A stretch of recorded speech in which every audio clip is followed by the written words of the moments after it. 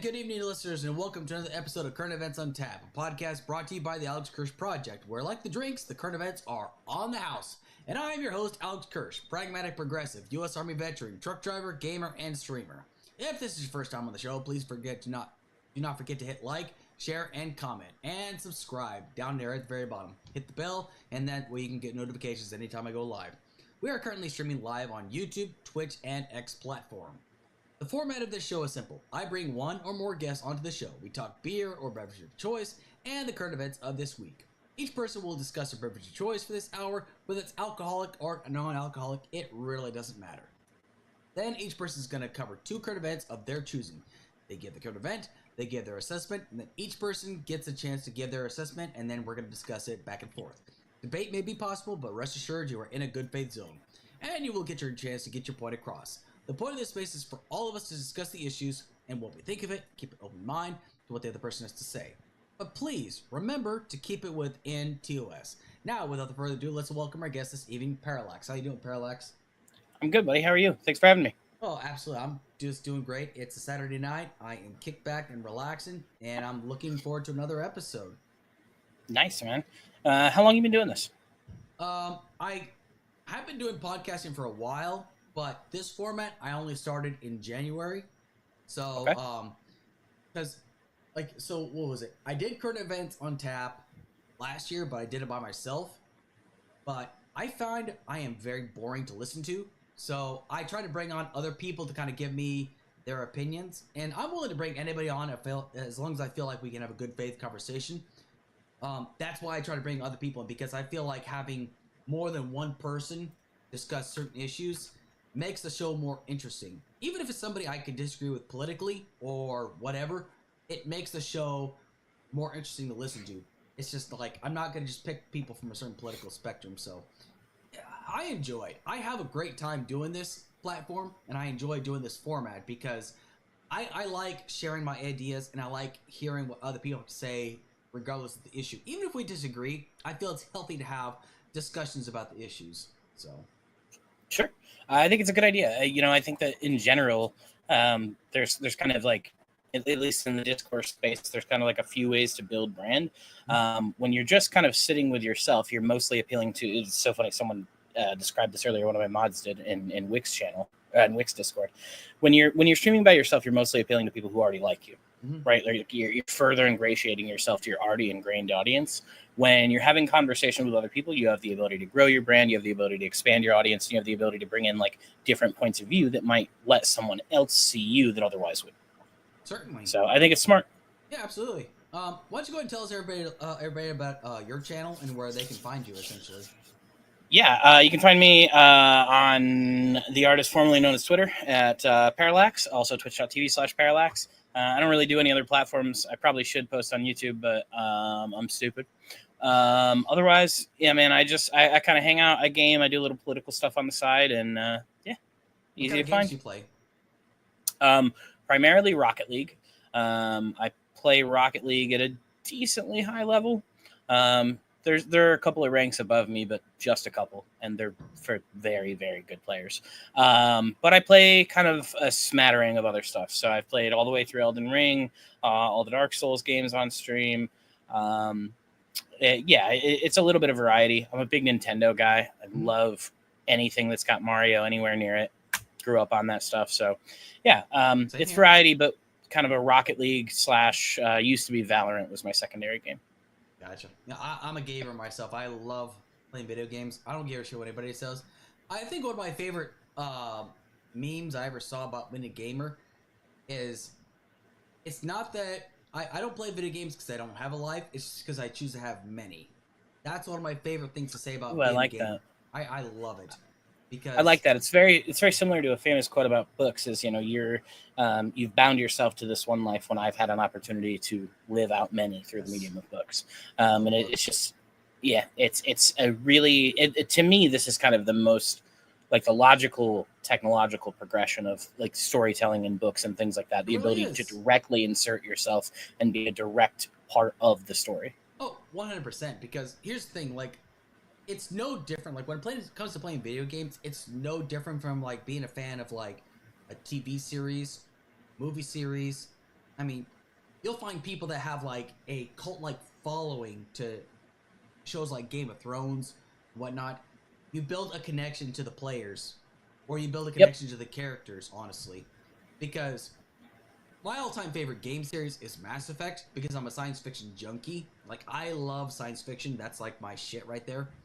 But I love video games because, like, especially games like where you can make choices. But I am not limited to games like that. I like games that have good storylines or just fun gameplay.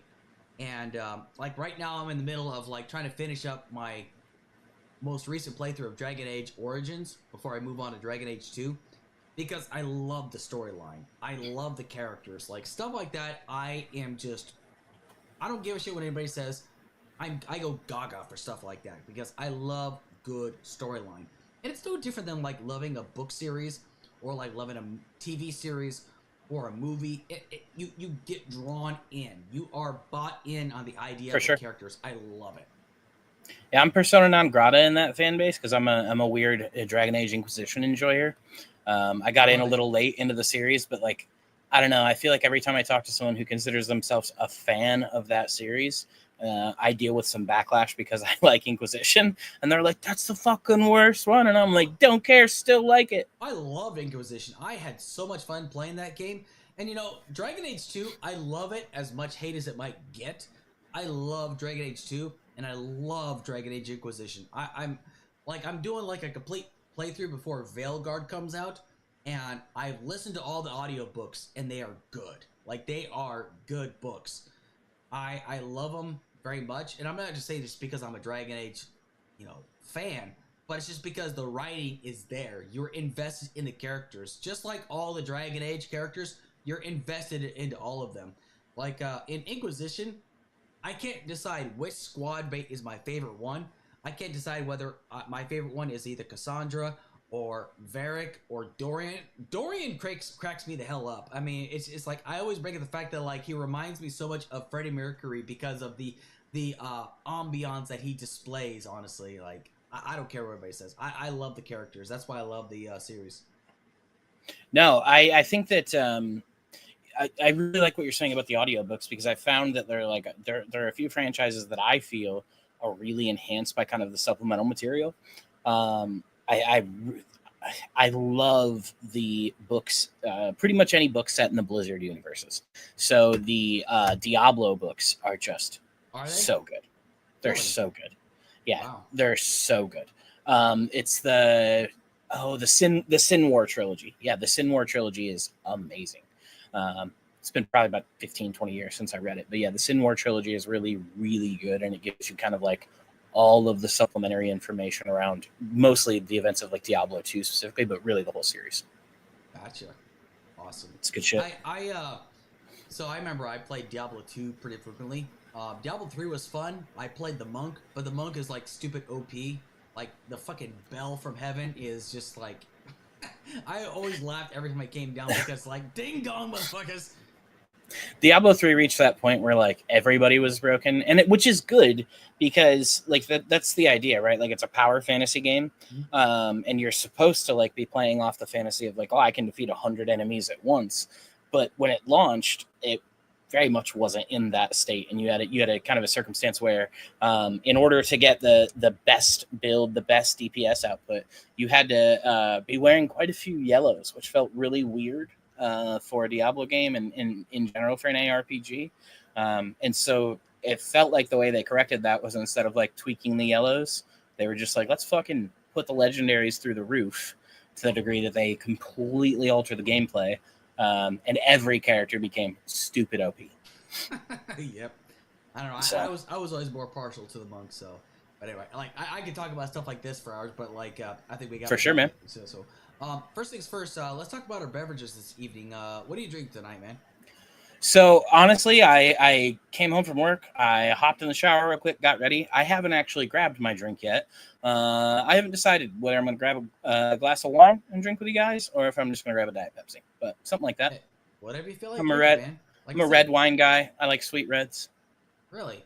Any brand in particular? Yep. So I find that with wine, I either want it like dirt cheap, not quite box wine cheap, but just above that. Mm-hmm.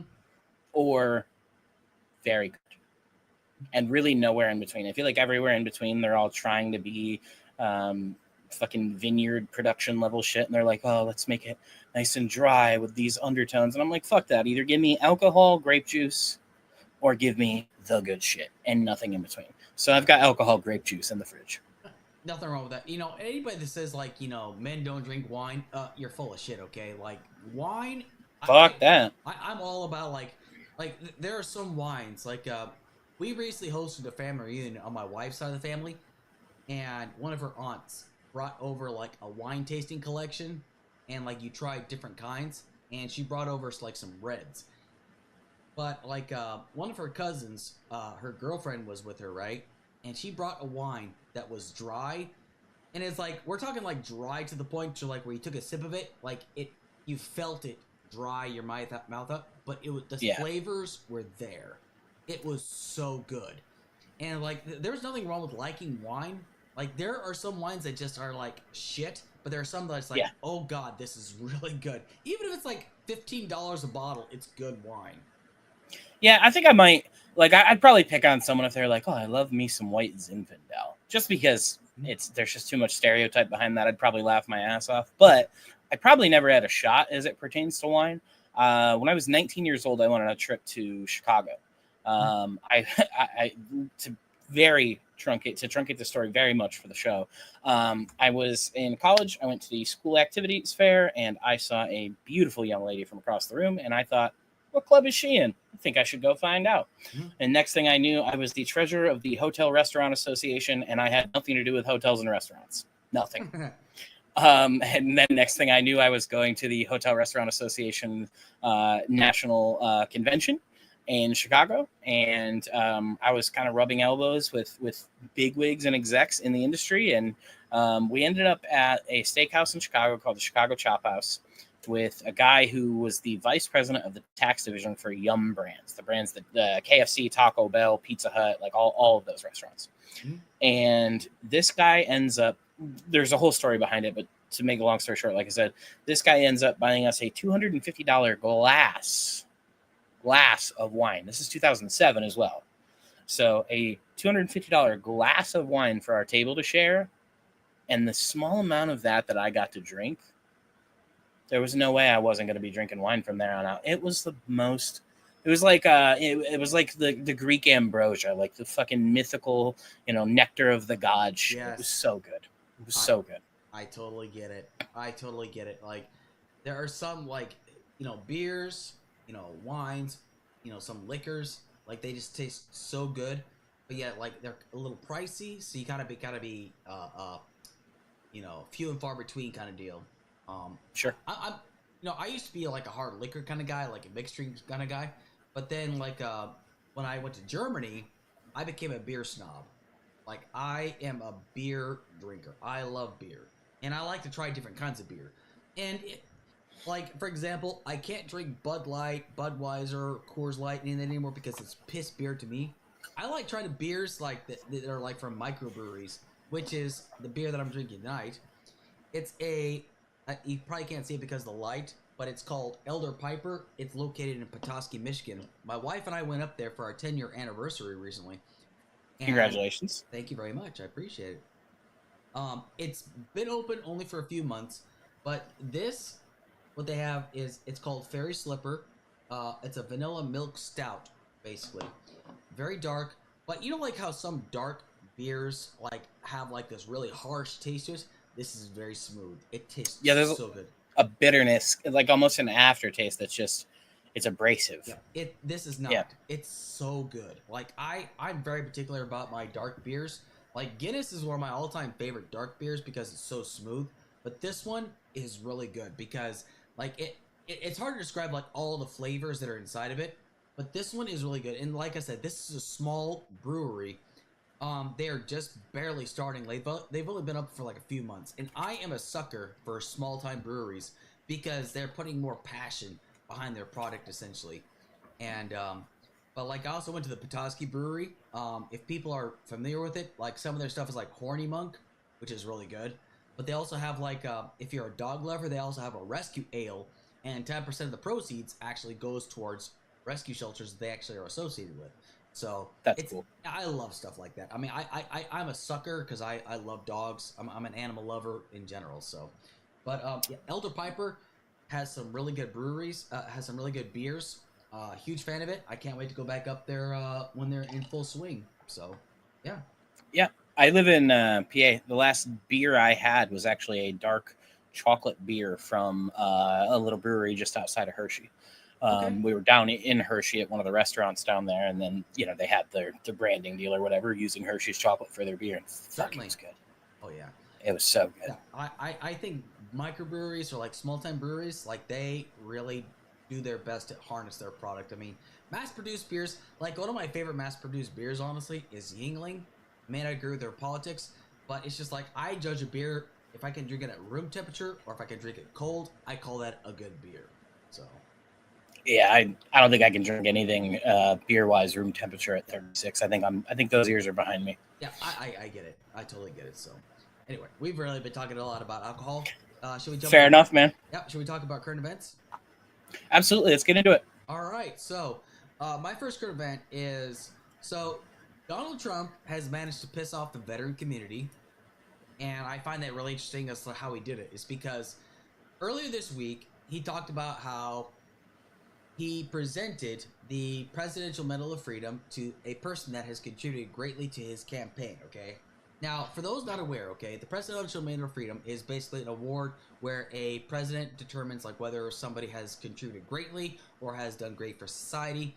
Like, there's been people like, Ellen DeGeneres has gotten it, Mr. Rogers from Mr. Rogers' Neighborhood has gotten it. There's been a great deal, many people that have gotten this award. It's very prestigious. I'm not taking it away from that. But there's also been. Do you think Obama would take Ellen's back if he could, given the circumstances? I seriously don't know. Honestly, just like not take it back, but like time travel and just not give it to her. I would not blame him because I've heard she's a horrible person to work with, honestly. Because as it turns out, which is unfortunate because I liked Ellen.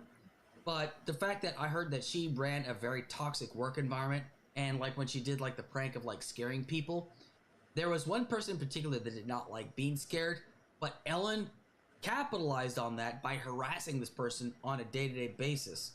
And, here's the thing. I'm okay with stuff like that, but if somebody tells you to stop, you fucking stop. I don't care what anybody says. You gotta if somebody like says like in a playful manner to stop. I mean, yeah, you might want to continue, but if like somebody's like, listen, I seriously do not like this stuff, you learn to fucking stop that stuff. But for sure. But anyway, so the reason why this is so significant is because the Presidential Medal of Freedom is contributed to those that they feel like they have contributed most to society. Well, Trump had some very suspect people that he has given this to. One of them is Miriam Adelson. Now, Miriam Adelson is a philanthropist. She's a doctor, and he basically felt like she deserved this award. For what? I have no idea. It's not my time to make a determination. However, right. He then talked about like how it is the equivalent to the Congressional Medal of Honor.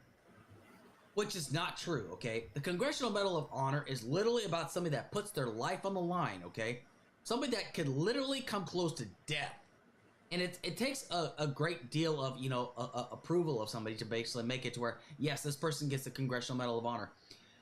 But he basically said that the Presidential Medal of Freedom is better than the Congressional Medal of Honor. Now, there are people like J.D. Vance's running mate are coming out in defense of Donald Trump saying, that's not what he meant.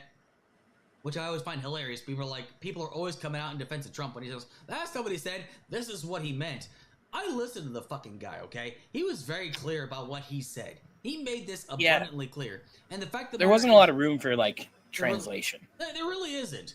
But the fact of the matter is like, he gave the same Presidential Medal of Freedom to Rush fucking Limbaugh, who I find to be like a disgusting individual. The guy was anti, LGBTQ rights. He was like anti-marijuana, even though the guy took enough opiates to kill a small horse kind of deal.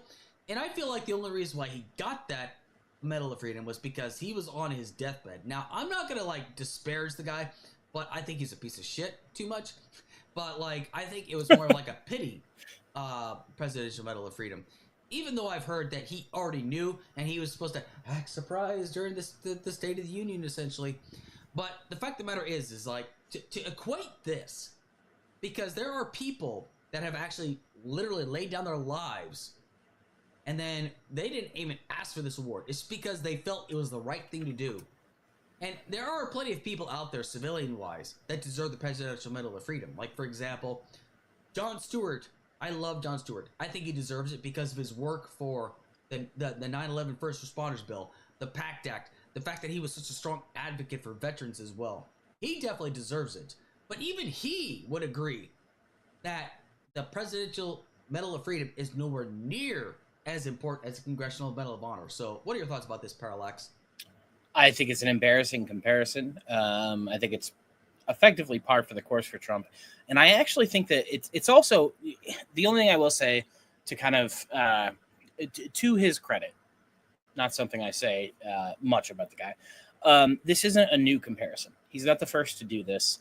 Newscasters have been doing it for decades, referring to it as the highest civilian honor, and then drawing the direct connection to the highest enlisted honor. It has been a pretty common thing, but I also think that it's like, I've definitely seen broadcasts about the presentations of this award where they make clear that there is a distinction and this is the distinction, and there's always somebody from the conservative side, usually, who pushes back that in order to get the Medal of Honor, you've got to go to war and get fucking wounded. And so it's really funny to me watching conservatives trip over themselves to defend this when it's been them the whole time that have been like, don't fucking do that. Don't make that comparison. And now their guys doing it and they're like, well, here's the thing. Ellen's pretty much a vet. Mm-hmm. So, yeah, I don't know. I think it's par for the course for him, but also he should be a little embarrassed. He would be, but he won't be embarrassed. Because the thing is, like... Should be and would be are two very different things for him. I don't think he is many things that he ought to be. Yeah, I mean, he'll find an excuse and he'll say, "Oh, well, this is what I meant by this." But like, I know his PR team is like, how do we fix this exactly?" Because I know like JD Vance is scrambling right now to find a way to like justify this. And when you've got VFW organizations that are like, "Wow, dude, you were so off base," and I know for a fact if Biden or Harris made a similar comparison, the conservative base would be losing their fucking minds over this. They'd be like, oh my God, see, this is proof that the Democrats do not care about your veterans. Like, they would be losing their minds over this. But, as somebody that is a veteran, now, granted, my service is not nearly as great as those that, like, put their lives on the line, especially those that, made the ultimate sacrifice. But the fact of the matter is, these guys never asked for the Congressional Medal of Honor. But yeah, imagine asking for that. Hey, can you shoot me, enemy combatant, but make sure I survive, please? Exactly. I'd like this fucking award. Exactly. But like, hell, there was actually one guy, Alwyn Cash. He initially got he died of his injuries in 2003 after he ran into a burning Bradley after he was struck by, like, I think it was a roadside bomb. I think it was 2003. I could be wrong, but if I'm wrong, I do apologize. I have been drinking, so. But anyway, like, he ran inside of a burning Bradley to save a bunch of soldiers' lives. He initially got a Silver Star, and it took years for him to finally get a Congressional Medal of Honor. It's because he knew the danger. He realized that it was dangerous to run inside of a burning Bradley fighting vehicle, but he did it anyway. That's what separates the Presidential Medal of Freedom. All you got to do is like contribute a certain amount of money, or you got to be contributing in some way, shape, or form. But I'm pretty sure like people like Mr. Rogers would understand, because I grew up watching Mr. Rogers. Mr. Rogers to me is like the epitome of like a good, humble man that taught children to love and appreciate who they were and recognize that they are special for who they are. And I'm sure even he would have recognized that it's nowhere near as important to those that are asked to go in service of their country for wars that they probably never asked for, more than likely. But it's because that's what they were trained to do, to go above and beyond the call of duty. But the fact that Trump would actually equate the two to me is offensive is just the lightest term that I would use, because it's not even remotely close to same. And, you know, if people say, oh, I got TDS, well, yes, the fuck I do got TDS. It's because of shit like this. Because he... Yeah, like I feel like TDS is often thrown around when there's salient critiques being made. Mhm. When it's like, I think TDS should be reserved for people who are unable to look at something. Like, okay, if I were to say, factually, and I'm not saying this is the case, but factually, Trump contributed to a $3 trillion growth in GDP year over year, every year he was in president. If this was on the books and a fact, and I present that to you, and you've got some kind of like shitty reply to that, that's TDS. Mhm. Criticizing him for shit that's worth being critical of, not TDS. Pretty simple. Yeah. Well, I think it's the reason why they're bringing it up so much is because, like, if you look at my Twitter page, I'm very, very critical about the guy. But I'm also Sure. critical of the people that follow him because of their blind loyalty and allegiance towards the guy. And I'm actually more critical of his followers at this juncture. of course, I don't know how the grift hasn't worn thin. It's been fucking 8 years of the same shit. it really was. Yeah, and it's, I don't know, like anybody who hasn't seen through it at this point is it's bothersome to me. It's interesting. This ties into my first public event, or current event rather. Absolutely. So Yeah, I'm sure, and we'll definitely get to that here shortly. So, but like, my biggest thing is about this whole matter is the fact that, you know, that people are making so many excuses for this matter, and without realizing like how offensive it really is, honestly, because I feel like it takes away from those that actually have put their lives on the line. Rush Limbaugh, people like Rush Limbaugh or Ellen DeGeneres, they didn't put their lives on the line for anything, honestly. Now they're it's like Gold Star families all over again, right? Exactly. So his base is ignoring it, but he is just shit on the people that he claims to be running for, our veterans. It's insane. Absolutely. But I do believe that there are some people that actually do deserve the presidential freedom. Like, for example, like I said, Jon Stewart.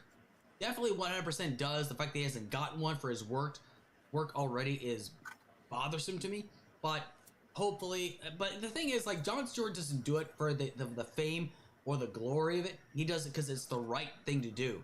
And like people like John Field, they do it because it is the right thing to do. They don't do it to get attention to themselves. They do it because they know this is how you take care of those who've put everything on the line for everybody else. And as somebody that's actually directly affected, you know, via the PACT Act, because I just recently got diagnosed with asthma, because of like, that's why I cough so much. That's why I keep taking cough drops, is because I have to keep that in check, essentially. But it's little things like that of you using your platform or your position or your fame to benefit and help others, not yourself, to help others. Yes, that to me is a good thing, and it definitely deserves credit. Like, I even think Gary Sinise deserves, like, you know, the Presidential Medal of Freedom. If he hasn't got it already, I can't remember. Yo, Gary Sinise never gets talked about, but he does a lot of the same shit Jon Stewart does. He's doing a lot of the same kind of stuff, and I think it's probably because, which one of us cut out? Okay, I think it's probably because Stewart is more like politically active in general, that he gets more political coverage. But Gary Sinise has been doing this for just as long, if not longer, and was in front of Congress years before Jon Stewart's major hearings, and nobody talks about it. Exactly. Nobody talks about it.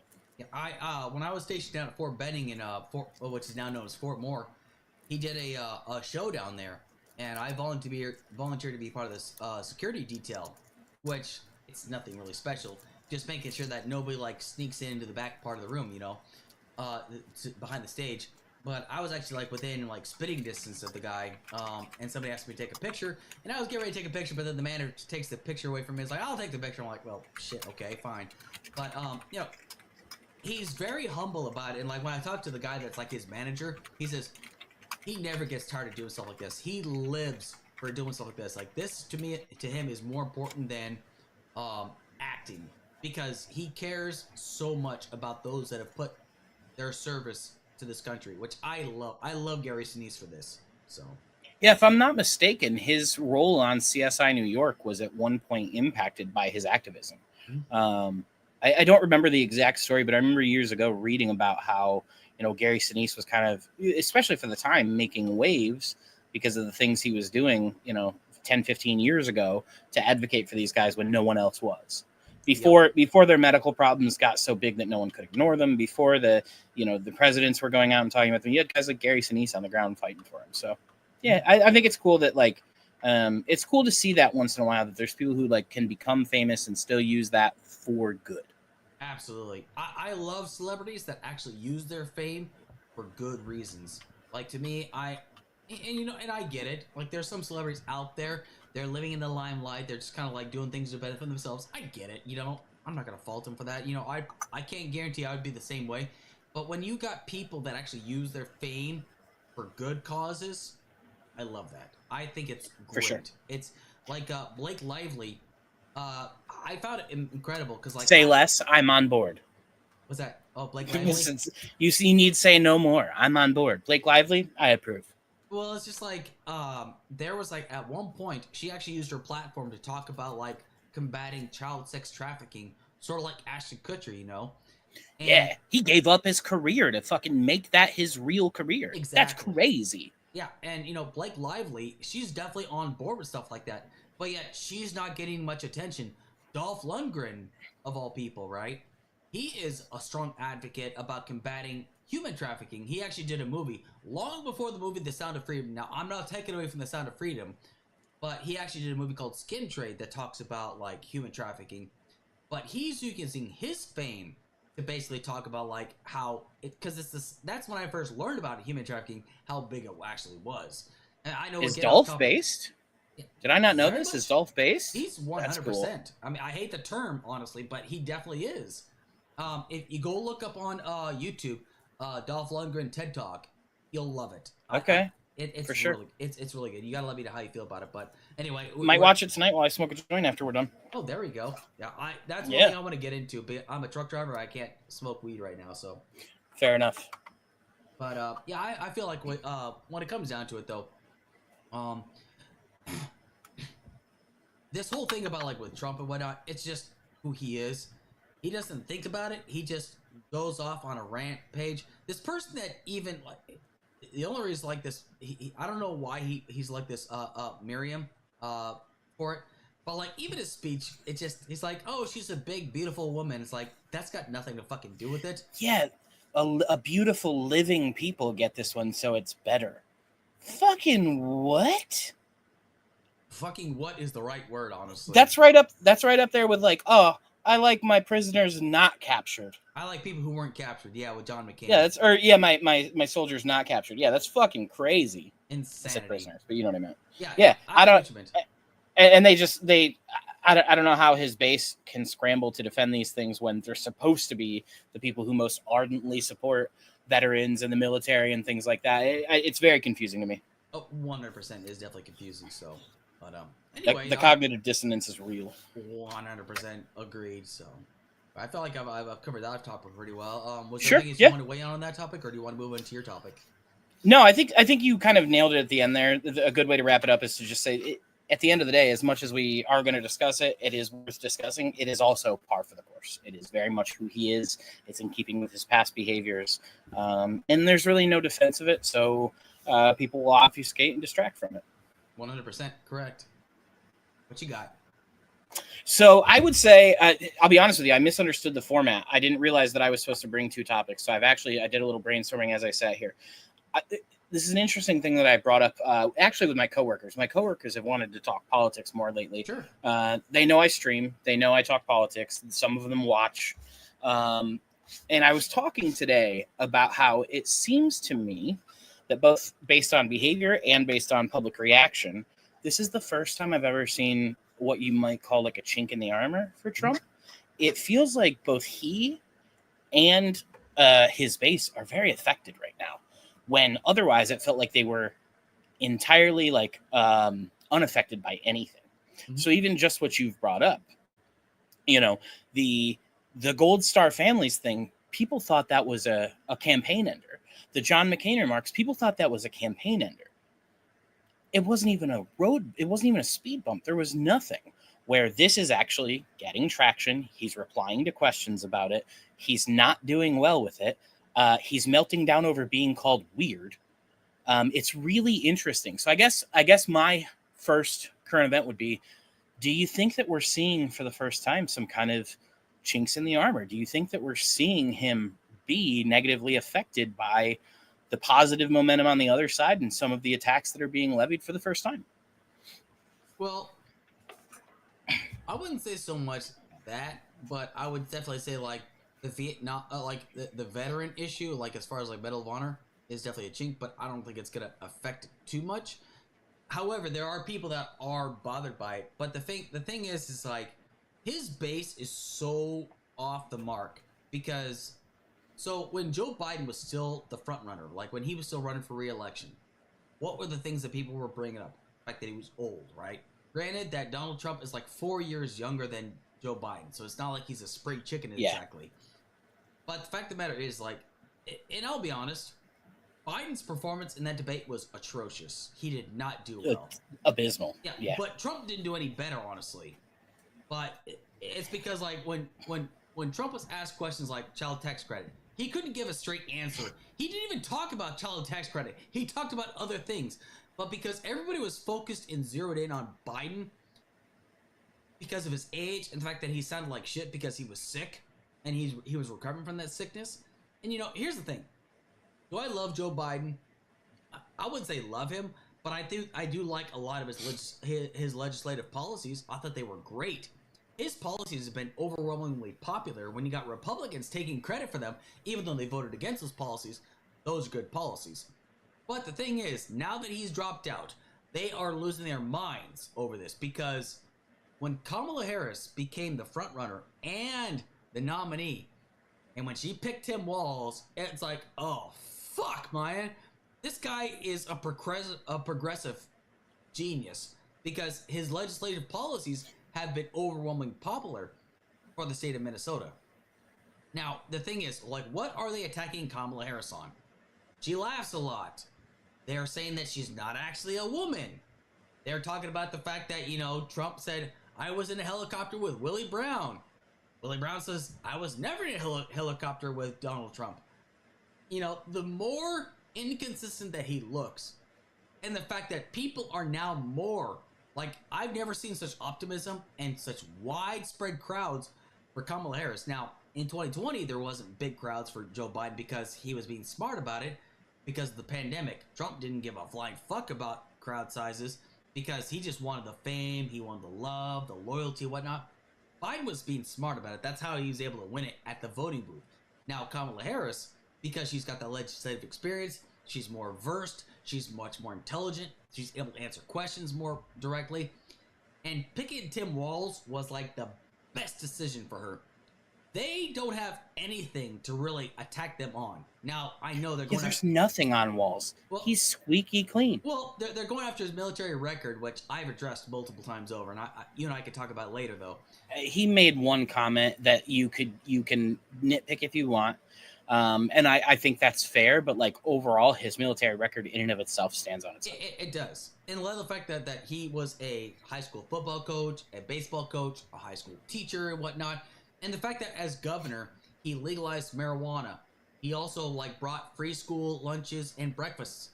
My Governor Gretchen Whitmer, I love my governor. She's fantastic because she is willing to work across the aisle to get legislation done. Tim Walz is the same exact way.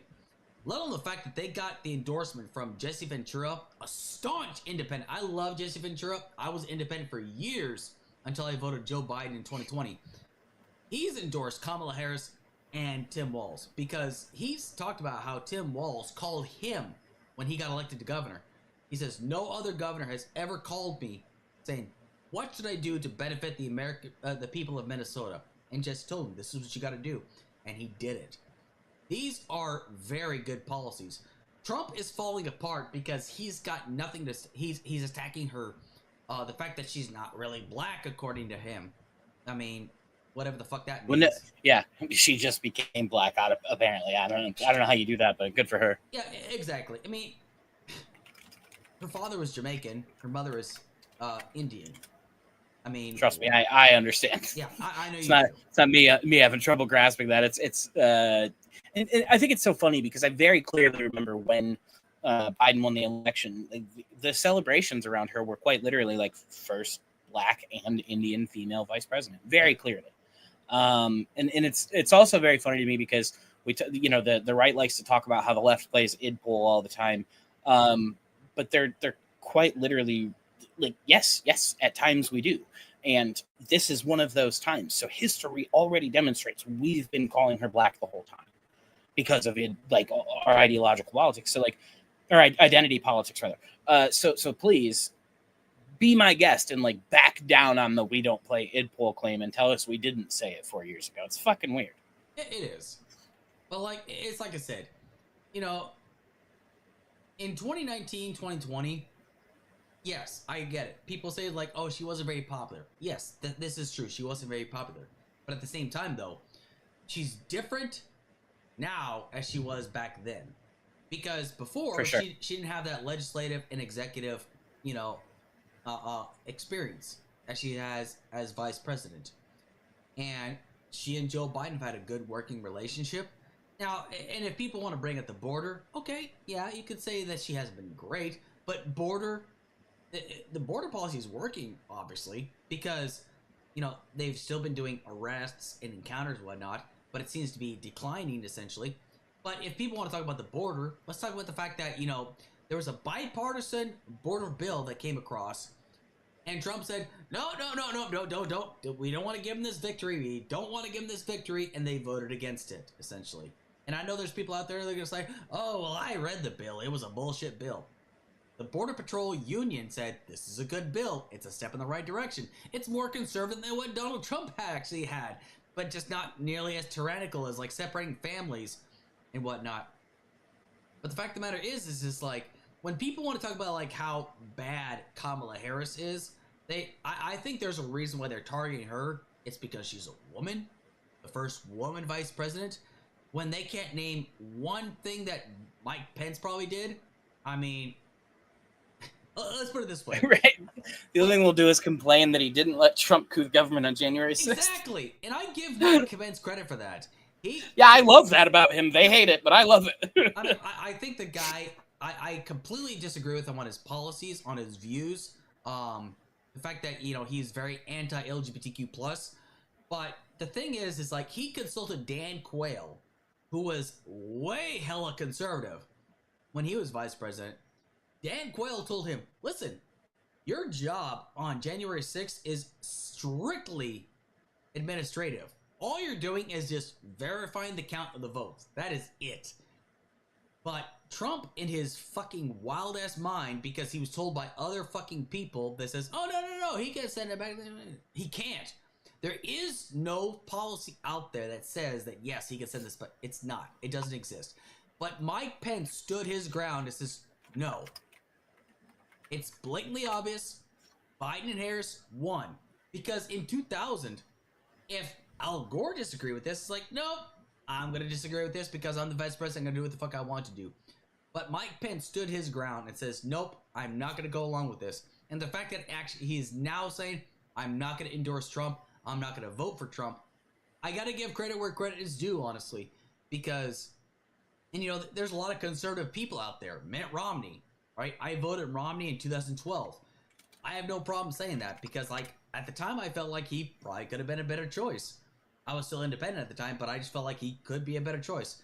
The fact that Mitt Romney says, I can't vote for Donald Trump because of, like, what happened on January 6th. I can't vote for him because he's a convicted, a man that has been found liable for sexual assault. I can't vote for a guy because he has committed infidelity and whatnot. Mitt Romney is a guy that I can tell is a man on principle. I don't agree with him on everything, but it's just like, the more, I would love to see more people turn against Trump and just slowly but surely, like, I feel like if everybody turned away from Trump, I honestly feel like he would just stroke the fuck out because he loves the attention, he loves the loyalty, he loves everything that he's been given. Anyway, I'm sorry, I've been rambling for too long. No, you're fine. Just kind of two things I would touch on there. Lest we forget that Mitt Romney also voted to impeach him. Mm-hmm. I was very grateful for his decision that day, in spite of the actual outcome. It was nice to know that there was someone on the other side who voted with their actual spine. I'm not saying everybody who voted not to impeach didn't. I'm sure some of them genuinely didn't believe it, but Certainly some did.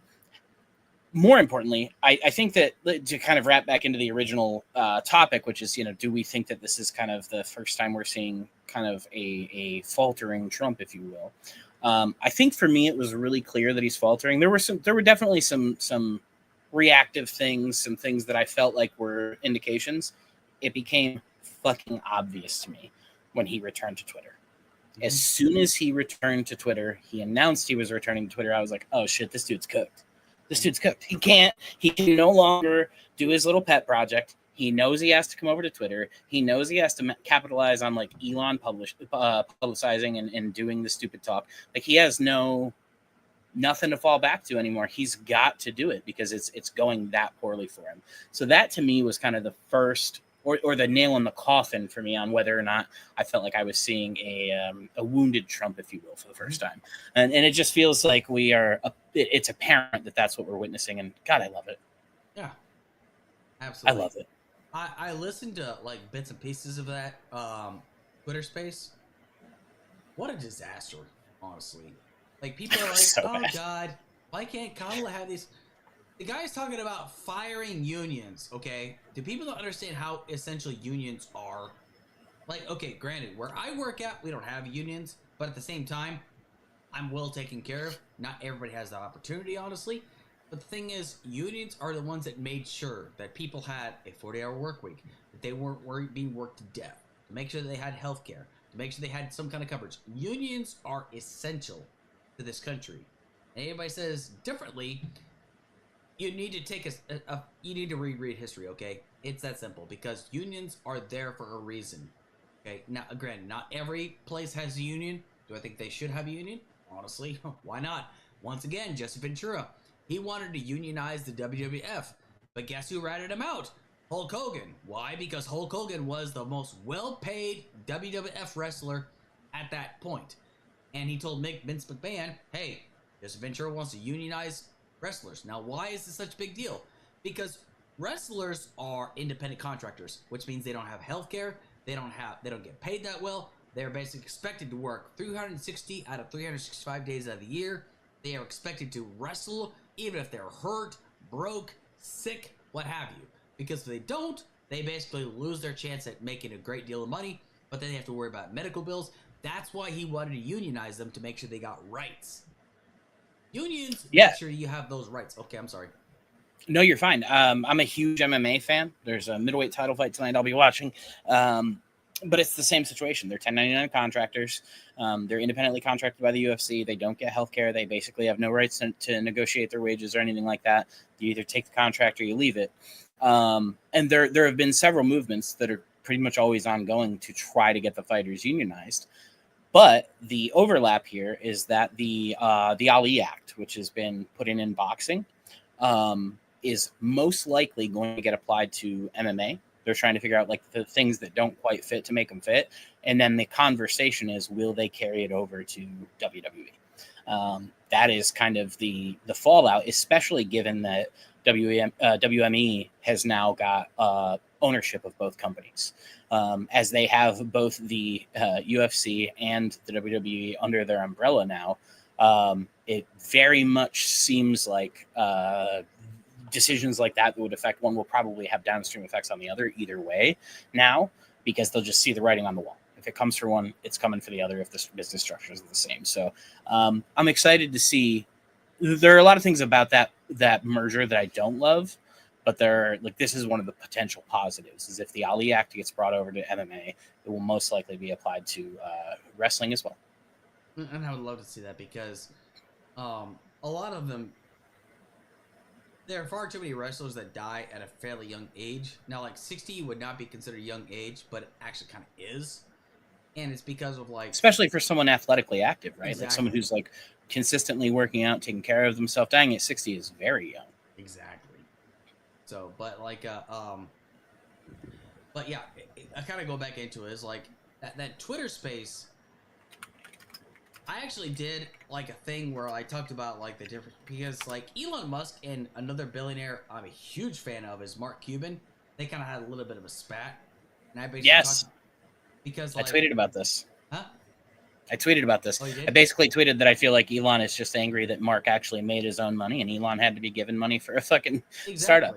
Well, I brought up the fact that, like, you know, Mark Cuban used his fame and his wealth to create Cost Care Plus, which actually made pharmaceuticals more affordable for people via transparency. Because earlier this year, I don't know if you're familiar with this, I actually did a show about this. There's a thing called PBMs. They're pharmaceutical benefit managers. They're basically the go-between in regarding to, like, negotiating drug prices for people. Like, for example, let's say you need allopurinol. Allopurinol is, like, for people with gout. I have gout. That's why I used it. But let's say, for example, like, some people, like, your prescription might cost you about, like, $300 or, like, maybe even $3,000. Cost Care Plus can actually bring that price down to a reasonable bit, to, like, maybe $100, maybe even $50, this kind of deal. Mark Cuban basically made it to where, because, like, in some cases, when you need to get your medication, you're not going to find out about the cost of that medication until you have to pay for it. He makes it to where people that actually need the medication, Cost Care Plus says, hey, listen, we'll get you this medication. This is how much it costs here. We'll get it to you this for this much right here. He used his fame to basically make it to where people could afford medication, right? And people lost their fucking minds when I said that. They're like, well, Elon Musk bought us free speech. I'm like, okay, first things first, okay? If you're a guy that's on insulin and you need to afford insulin, what's more important to you at that point? Insulin or free speech? And they're like, oh, well, I would say free speech is more important. It's like, no. I'm talking about, like, whether Twitter or X is more important than, you know, your medication. Oh, well, the brain rot of some of these people is fucking insanity. But and I know I keep getting off topic, but it's just like, No, you're fine. It's just like when you hear about, like, the reason why I just have such a problem with this is because Trump talks about how he is going against the elites. Motherfucker, look at Elon Musk. The motherfucker is the elite. The guy is trying to take control of the space program, which I give him credit for the fact that his company is able to create, like, a system to where they don't have to waste so much fuel or materials better than NASA. I give him credit because the fact that I'm using Starlink, yes, I have Starlink, and I'm able to afford it as well. But the thing is, Elon Musk is kind of a fucking, what's it called? He's an egomaniac. Like, he's a narcissist. Yeah, he's the closest thing we have to Tony Stark, but he's not a fucking hero. He's a villain. It's awful. He's not. And the fact of the matter is, like, there are people that complain about, like, his work ethic. He treats people like shit. He calls them at 3 o'clock in the morning to yell at them. I mean, apparently he is not a very good employer, but because people need to feed their families, they have to work for him. What did I say earlier? If you don't take care of your employees, they don't take care of you, kind of deal. I mean, that's why there were so many failures with some of his rocket programs. But, like, it's funny, like, how people say, oh, well, you know, Donald Trump, he's fighting against the elite. Why is it that he's got so many elitist friends, essentially? Elon Musk being one of them? Like, why is it that Elon Musk wants to contribute so much to his campaign? Because he has the most to gain from supporting Donald Trump and not Kamala Harris? I mean, it's all tied in. I mean, Donald Trump has already made it abundantly clear that he's going to cut taxes again. And tax cuts go towards the top 1%, not the American citizens, not you and I. And he doesn't pair fucking cost savings with those tax cuts. So, you know, that's not his fucking move. I think the thing for me is, like, obviously he doesn't dislike the elites. His cabinet was literally just pick'ems of elites the entire time. He put Linda fucking McMahon in his cabinet. You know, you talked about Jesse Ventura and the WWF here. I don't actually know a lot about wrestling until, like, the last 6 months or so, just because there have been some interesting things I've seen on my YouTube algorithm. The only other fun piece of trivia I have is that Becky Lynch, a woman, is the second highest paid wrestler in the WWE right now, which I think is fucking awesome. But Linda McMahon was in this guy's fucking cabinet. Of course he likes the elites. He fucking is one. And I think it's so weird that, like, this is a guy who was knocking boots with Hillary 10 years prior to running. Like, let's just be honest about who he is. He's a rich guy with rich guy motivations. And for some reason, the regular people think he's one of them, or he gives a fuck about them. He doesn't. He really doesn't. I mean, I would say in his first administration, now, like, I've listened to a lot of audiobooks about him and his administration. Probably one of the best books you can actually find out there is The Divider. great book. It's a 28-hour listen to. The only other one I would actually suggest is the Trump tapes with Bob Woodward.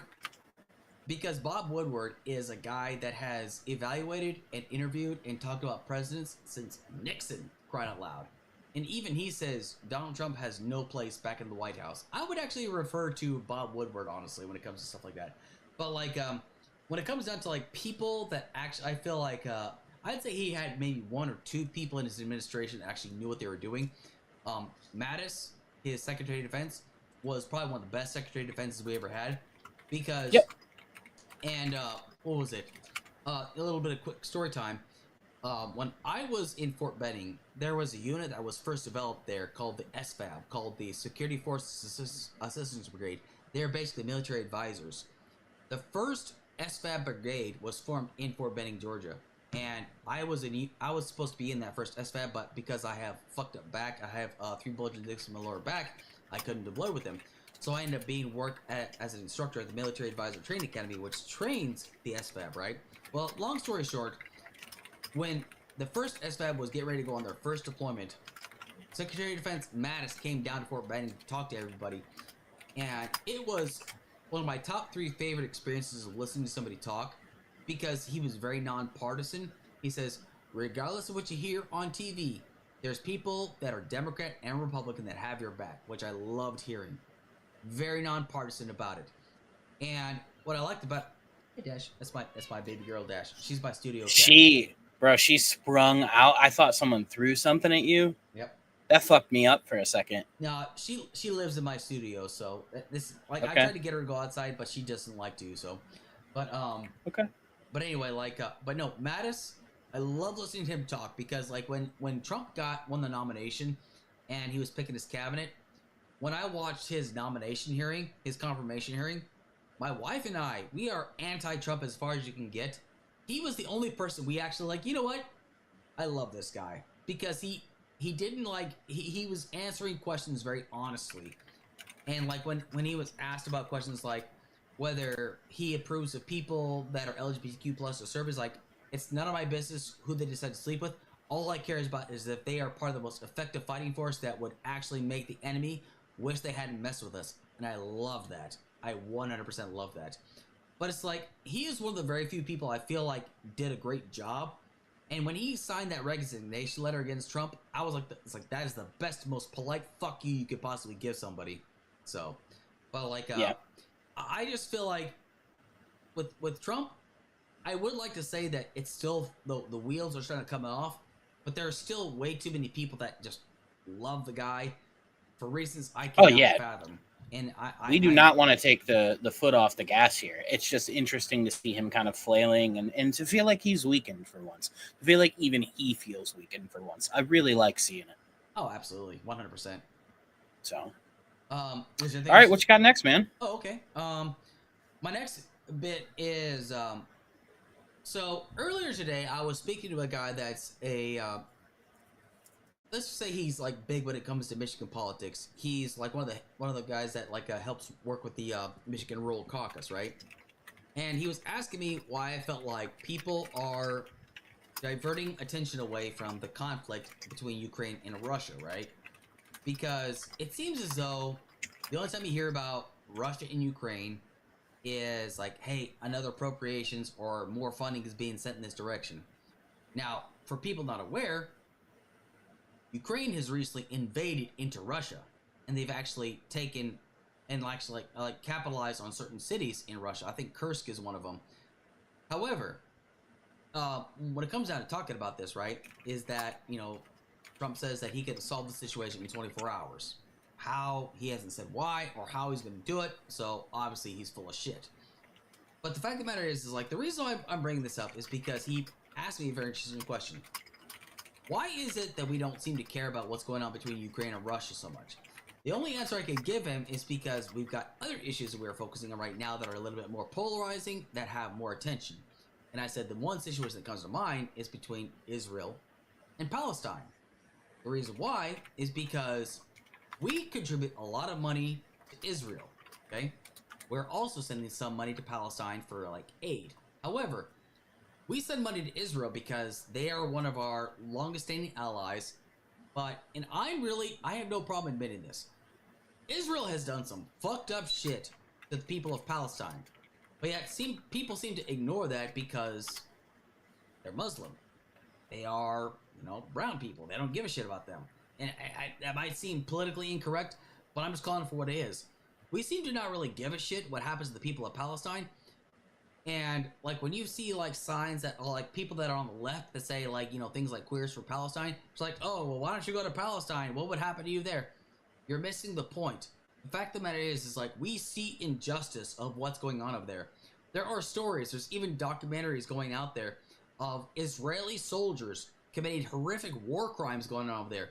But the fact of the matter is that if we stop contributing to Israel, we're going to be looked at as anti-Semitic. However, if we continue to contribute to them, we are looked at as pro-genocide against the people of Palestine. And I explained the reason why Ukraine is not getting as much attention is because many of us over here believe that Ukraine is right for defending themselves. And they're defending themselves against an aggressor. Now, when it comes down to the situation against, between Israel and Palestine, we support Israel, even though they do some of the same fucked up shit that Russia has done to the Ukrainian people. I mean, it's kind of a fucked up situation because, and the thing is like... Can I ask you a question real quick? Yeah, sure. Would you classify Israel as the aggressor? Yeah, 100%. You would? Yeah. Okay. I wouldn't personally. Oh, that's fine. The reason why is because... The reason why I say it like this is because they are justified in defending themselves after what happened on October 7th. What happened was 100% a war crime, without a doubt. But their response into return what happened on October 7th is completely fucked. Because, I've seen, stories of, people, it seems that they're very indiscriminate in their attacks on the people of Palestine. Sure. So, that's the reason why I'd say they're more the aggressor. Now, if it was a more balanced tech, and here's the thing, I'm a realist. I know war is hell, and I know that it's not going to be they're not going to ask permission, hey, can we bomb this location? But the fact of the matter is, there are people out there, especially Israeli soldiers, where, they hold people hostage. And they're I've seen these videos on X, where they tell, a prisoner to walk back to their families, and then they shoot that person for sport. I'm like, dude, that's fucked, honestly. There's no other way to look at that. But anyway, I didn't really really want to talk about Israel Palestine too much. But what are your thoughts? Fine. Do you think that we're focusing too much attention away from Ukraine and Russia because it's been going on for so long we just don't seem to give a shit anymore? Because in 2003, everyone was hoorah, let's go army, let's go military, yeah, fight against Iraq. By 2006, everyone's like, So yeah, I think it's more about it's not sexy anymore. Right? Mm-hmm. When it first happens, it's new, it's news, it's sexy, it's a global conflict. It's the largest global conflict in Europe. It's the biggest one since World War II. It's massive. I had someone in my chat say this, and it's true. It's orders of magnitude larger than the conflict in Israel and Gaza. Mm-hmm. And the global impact from it is also larger. So, somehow this has all been lost in the rhetoric about inflation, but cost of food goods, cost of grains and things like that have gone up as a direct result of this war. And I think that I just think that people, but definitely the American people, but people in general have short attention spans. I don't think you can keep people super invested in Russia and Ukraine and Israel and Palestine at once. And I feel as though the obviously larger sway that the pro-Israeli lobbies have here and Israel itself has here means that they're just getting differential treatment in terms of coverage. So I don't know that I feel that the average person has somehow lost more focus on Ukraine and Russia as much as I feel like the media has lost focus on it.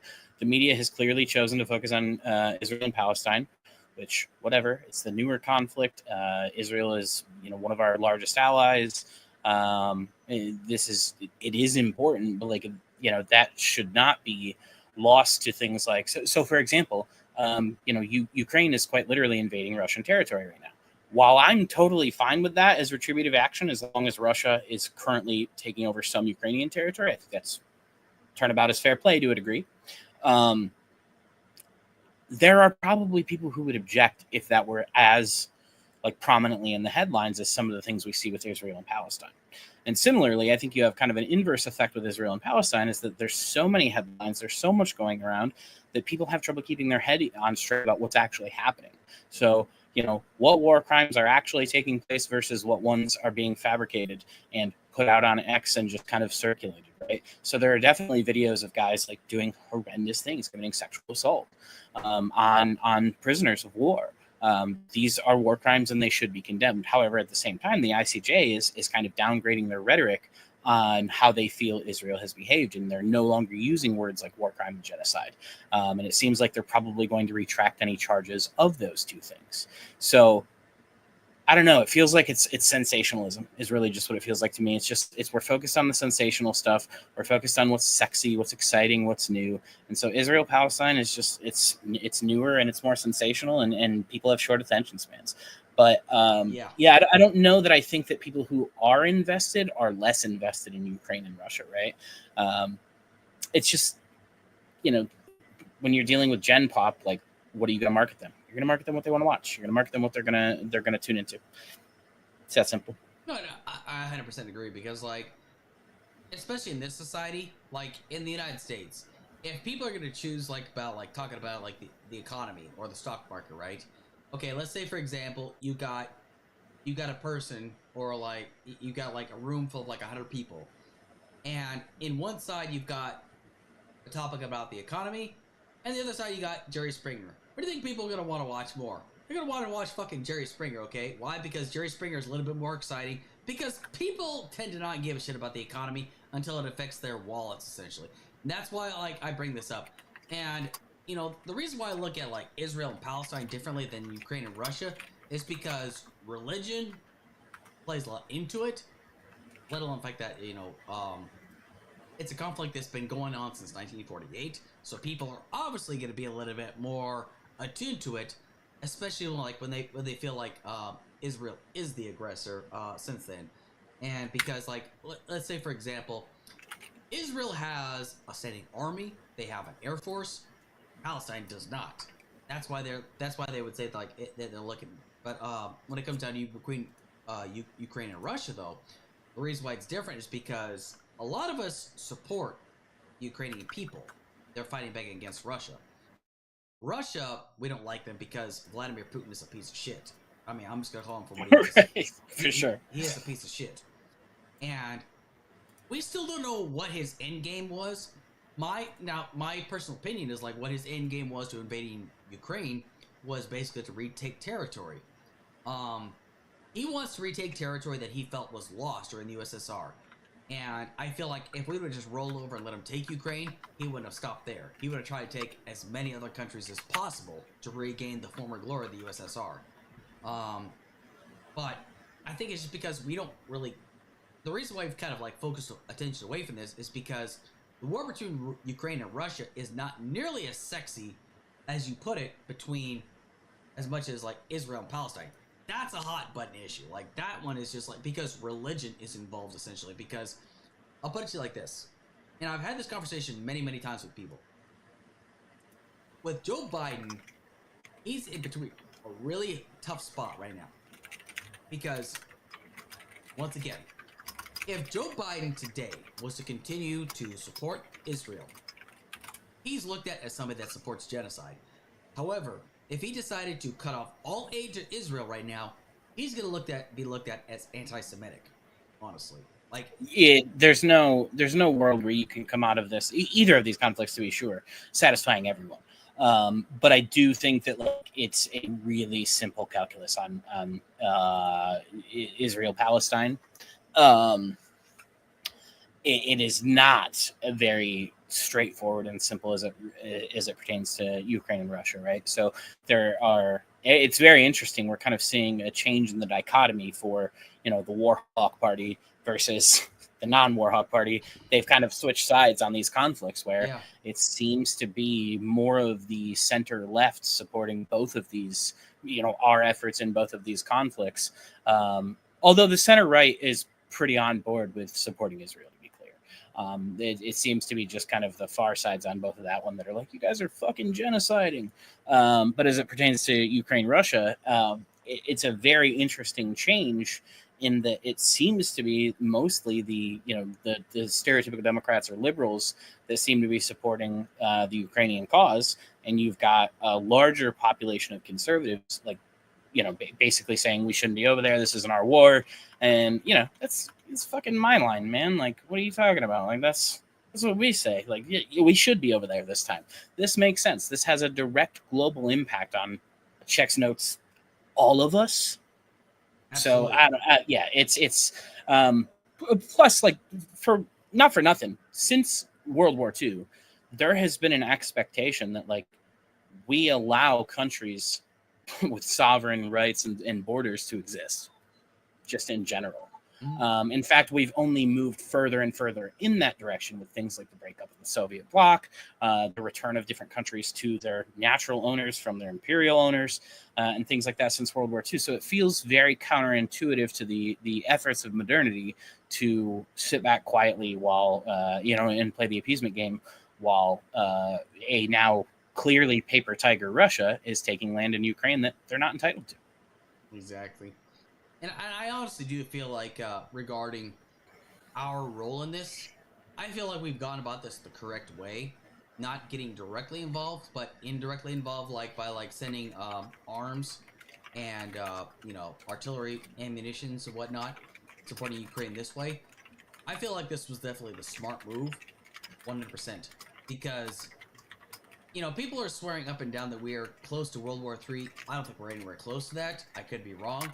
Because at the same time, I think I seem to recall at one point, you remember Michael Hilliard? No, the name sounds relatively familiar, and you might be able to tell me what's... He's been on, he's the Australian guy. He's been on, like, a Wix channel sometimes. I think you guys, like, talked a little bit. He's got a really deep voice. Well, like, him and I talked in great deal about, like, whether Russia's going to invade or not. And he's like, nah, I don't see them invading. But then, like, after they invaded, I'm like, hey, dude, what happened? He's like, dude, I am gobsmacked. Because, like, even he spoke with a lot of other geopolitical experts because geopolitics is like, his game.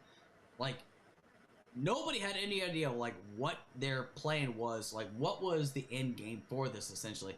Not just, like, capturing land. Because the thing is, the reason why I said this was good as to why, like, the way Biden handled this is because he was able to unite NATO against Russia to support Ukraine in this fight. And I know there are some people that are probably tired of this conflict going on, but that's just because in the history of this country, we've only known about 16 years of peace. And I think that the same can be said for like pretty much every other country across the world. Nobody's really known peace in their entire existence. But the fact not superpowers. That's not how it works if you're a superpower, right? Like you are embroiled in other people's conflicts. That's just the nature of it. Especially when in the post-World War II era, this is the only time in history there has been a global hegemon. Exactly. This has never existed before. And so like the idea that the United States in the post-World War II era would somehow not be involved in any conflicts that have a global implication is farcical at best. Mm-hmm. Certainly. But it's just like, and again, I think it's just because people are expecting like a quick end to this, but it's not that simple. Because even though, yes, Ukraine has been doing a great job of cutting off Russia's supply lines, they've been doing a great job of like cutting them off because Russia is a big fucking country. Because they've got units they have to support on the eastern side of their country, as I've heard before. So they can't really risk too much. But the fact of the matter is there are other implications to make it to where Ukraine, because if Ukraine wants to actually secure and make sure that they win this war, they have to make sure that they're the ones that have to set the terms. Now, Putin being a stickler and a guy that's stubborn as shit, he's not going to sit there and just like, oh yeah, you know what, I'll just give it up. He's got an agenda. He's got something that he's got to fulfill because he's not just going to roll over and just say, oh, yeah, I'll just show my belly about this. he's waiting for something. I don't know if he's waiting for Trump to come back into office. Now, maybe should Kamala Harris win the office, maybe he might reconsider his position. But because the United States is a huge key player here, who wins the election could be a very big turnabout regardless. Now, again, I don't know what his big plan is. I'd probably just to kiss Putin's ass and say, hey, listen, Zelensky, you need to kind of give it up a little bit. Just roll over and just, give him Crimea, give him, the eastern part of Ukraine, and we'll call it good from there. But, I don't know. So I actually, and this is just me theory crafting, but it feels to me like the timing of the Ukrainian incursion into Russia is not coincidental. It feels to me like this is kind of a what's the word I'm looking for? Kind of it's a security grab. Because I can't think of the term I'm looking for, but should Trump, a failsafe, that's what I'm looking for. Should Trump get back into office, he has already stated he is going to push for a peace deal quickly, one that includes Ukraine giving up the land already, quote unquote, lost to Russia, in spite of the fact that it's very much still contested. So Ukraine's response to that, in terms of action, it would logically fit that they would then turn and take some Russian land and go, okay, leave the borders where they are. Fine. We've just taken 1,000 square kilometers of Russian territory. And so, yeah, it feels like that action is probably a preemptive incursion to kind of curb the idea that someone, if someone were to enter office and make an assertion that just let Russia have the land they took and keep your borders otherwise would be an absurd thing to propose if you've also taken Russian land, right? The borders are clearly shifting in terms of where the fronts are on the war and who's got what land. And it's not as simple as just like, oh, Russia's got this land and it's not going to be easy to take back. Also, to your point about people who felt completely stumped about this, my ex is for context, we were together for 15 years. So like I've watched her develop this career. She was a Russian and Soviet history PhD holder who wrote her master's thesis on Soviet secret policing and therefore quite a lot of research into Putin. And she's one of the foremost experts on him and Russian policy in the world.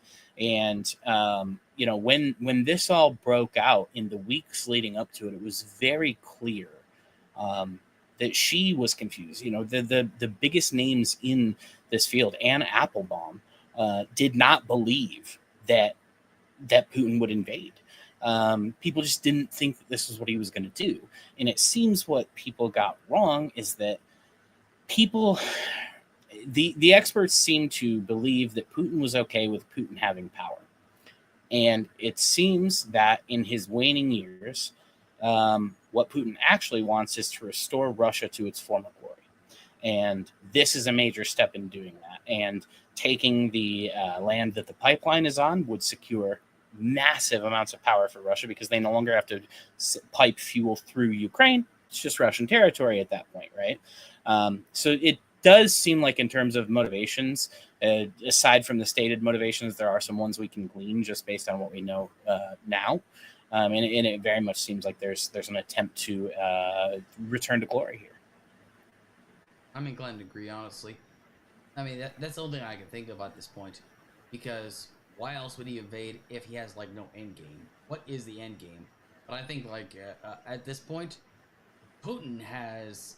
I think he was kind of counting the fact that Biden was in office. He's just thinking, well, we were able to take Crimea back in 2013, 2014 era. So it'd probably be no different. But what he forgot is the fact that we've been training the Ukrainian forces to be able to stand up and actually put up a fight. And now he's paying for it dearly. And he's lost tanks. He's lost personnel. Equipment's getting captured, left and right. And now you've got Ukrainian forces invading Kursk, places like Kursk. It's not going as well as you thought.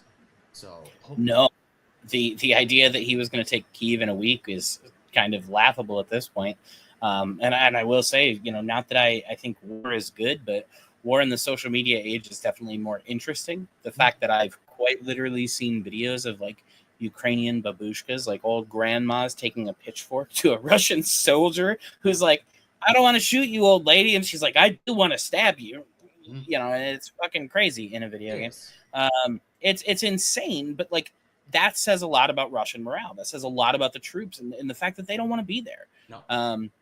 Not even a week ago, I saw a video where there were 2 Russian soldiers, and they posted this video to their equivalent of like TikTok or whatever, where it was a short, and they're all fucking jazzed up, and they're gonna go take this point that's important, right?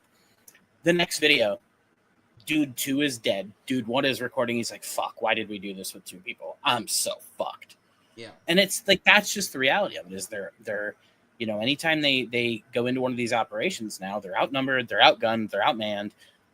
The tech is not on their side. I mean, Ukraine has been incredibly. They've expressed an incredible amount of ingenuity in this war as well. I mean, they're making drones out of like fucking scraps. And for the record, these are pretty monstrous drones. They're dropping grenades on people with them. They fucking fly them right up to a guy in the middle of a field, and they're like, "Just so you know, Chief, this is the last one of these you see." But I mean, I don't know, man. You invade someone's territory, it's a little bit of fuck around and find out. Certainly. So, you want to get into your last topic? So, owing to the fact that I misunderstood the format when you messaged me the 2 topics and didn't realize I was supposed to bring a second topic, I don't have one prepared. Mm-hmm. But we are an hour and a half in. Mm-hmm. So we could go with something kind of light and simple. Go for it, man. Whatever you want to talk about. So, the Olympics. Yeah. What do we think of Ray Gunn? And do we think that there is a future? So this is the Australian breakdancer. Oh, God. Do we think that there is a future for breakdancing in the Olympics, or did she break it? Did she destroy it entirely? Is it fucked? Because they're not. For the record, I don't know if you know this, but the IOC has announced they will not be in the 2028 games. They're already fighting for 2032, but breakdancing will not be in the 2028 games. I think breakdancing, it's become a meme instead of like a serious competition. I'll be honest here. You want to know what would make a great competition in the Olympics? Pole dancing. People think I'm fucking around, but pole dancing would be fantastic. Because well, the reason why is because Olympic pole dancing. But like the thing is, like people would like, oh, that's so that takes some serious skill to do something like that. And I've been to some serious strip clubs, like in Las Vegas. Like them ladies, they got some serious skills. Now, granted, you're probably not gonna see too many guys doing pole dancing, but you know what? Go for it, dude. But like break dancing, that break dancer from Australia made it look like a fucking joke. So honestly, I don't blame the Olympic Commission saying it probably wasn't a good idea. Because take another 4 off. Exactly. Like, and the thing is, like, I see, like, when you send people to the Olympics, you're sending your best. People that have trained their entire lives for stuff like this. She had a PhD in breakdancing, which I'm like, what's a PhD for that? There's actually more to it. She won the Oceania Breaking Championships last year. She's actually good. That's the crazy part. She's actually good. Well, the problem is she felt at her age that she could not go and compete on a global stage with people from Western nations who have been doing this since they were 5 years old. So she decided that she would go out and give her idea of like an artsy interpretive style performance, which is why she did like the kangaroo hop, and she was trying to represent Australia and put herself out there as an art form, and instead embarrassed herself, and the memes Australia, and breaking. The memes. Listen, I love my favorite one. I'm gonna flat out do it. I'm gonna shamelessly steal that I saw someone do this on Twitter, and I don't care. I am absolutely getting a vinyl printout of her to put around my rear windshield wiper and putting her legs on the wiper. Absolutely. There's no way I'm not doing that. I saw it on Twitter and I was like, no fucking way. I'm not putting that on my car. That's great. My favorite one is of her doing the kangaroo hop from the first Karate Kid movie against Johnny Lawrence. Like, yeah, that I could not stop laughing. Like, the internet is undefeated, okay? The internet, like, is a brutal place. I know, because, like, I've been blasted multiple times on the internet for other random things. But, like, I love it because the internet can be so unforgiving. And the fact that people, like, went after her because of like that really piss poor breakdancing performance. Like, I don't even, did anybody, who the fuck won the gold medal for breakdancing? I honestly, she won the gold medal in our hearts because nobody actually cared. As soon as she did that, it's all anybody who talked about. I don't think I have no clue who won the gold medal. I do know that like the whatever the like international breakdancing, like their body, whatever it is, they came out in support of her. The Australian Olympic Committee came out in support of her. The Oceania Championships that she won last year came out in support of her. Like she's had a lot of support from within her community, but that seems like it's really kind of a weird thing because it feels like if all the people who dance, all the people who break are being like, leave her alone, like she did her thing. Dance is about expressing yourself, that's what she did. Maybe we should listen, but also it also feels like if literally everyone else, like the normies of the world, or like as it pertains to dancing, are like, no, the Olympics are about like competing and being the best, and fuck that lady. It kind of feels like both have a valid outlook, but I probably hedge towards the normies because this is what the Olympics are supposed to be. They're supposed to be about the absolute best. So you can say all you want about like what dance is, but the Olympics are an international competition about bringing your best and being the best. Absolutely. And I don't think that's what she did. Well, and the thing is, like, if you want to talk about like normie people that are like kind of getting off the couch and doing something, nothing beats the Turkish dude that got the silver medal. Like the guy literally looks like what's it, Michael Douglas from Falling Down. Like the dude like literally showed up. Like everybody else is like dressed in like the most high speed goggles. So, like dude shows up in glasses and fucking gets the silver medal. Like dude, that guy is fucking legit. Like I love his story. Like I'm told my chat is telling me Canada won the gold to answer your question. All right, thank you. So, the Turkish dude, I genuinely think like there was a point where this is my one Olympic conspiracy I have. I think there was a point, probably about his third shot, where he was like, I've got to pull this one or my grouping's going to be too tight and they'll know I'm the hitman. Like that guy is fucking insane. He's the man. I don't know what to say other than like, there is something crazy about like everybody else coming out with fucking steampunk goggles on and like having the lean back, perfect straight arm thing going on. And this dude was like, fuck it. Fucking yawning as he does it. He's like the kid who, when I grew up wrestling, there were kids that would like sleep all day during a tournament. And then their name would get announced and their parents would be like, get up, fucking Jimmy, get out there. And they'd fucking run out there, wrestle their match, destroy some kid, go back to sleep. That's who he reminds me of. It's just like he don't give a fuck and he takes the silver home. Yep. It's crazy. It really is. And here's the thing. I'm not knocking the people that have like all the gear because it's legal. They're allowed to have this gear. But it's just the fact that the guy came out there with just glasses and just dominated, got the silver medal. Like that's I got nothing against the gear. Yeah. But there is just something to be said for when everybody else is quite literally like donning fucking night vision goggles with zoom and fucking wind sensors in them, and then they like lean back and get the perfect straight arm thing going on so they can fucking trace a straight line to the target. And this dude just walked up and just like fuck it. Yeah, I don't know, man. I love the Olympics because like even though I didn't watch it because I was too busy working throughout that time, but like I loved watching like our athletes from the United States just go out there and just crush it. The story that I felt like was a bit unfortunate was Amain Khelif, the Algerian boxer. People made such a big deal about it because the IBA, which is now has close ties to the Russian mob, essentially, said, "Oh well, because she beat our boxer, we're gonna put her through a test, and now she." The thing is that a test they still haven't actually released the results of, to be clear. The only people who have seen it are them and Iman Khalif. That's it. Nobody else. Her team, and them. Nobody else. It's not public. It's not published. And there is nothing, to be clear, that is confirmed that she has XY chromosomes or any other thing that indicates she is a biological male.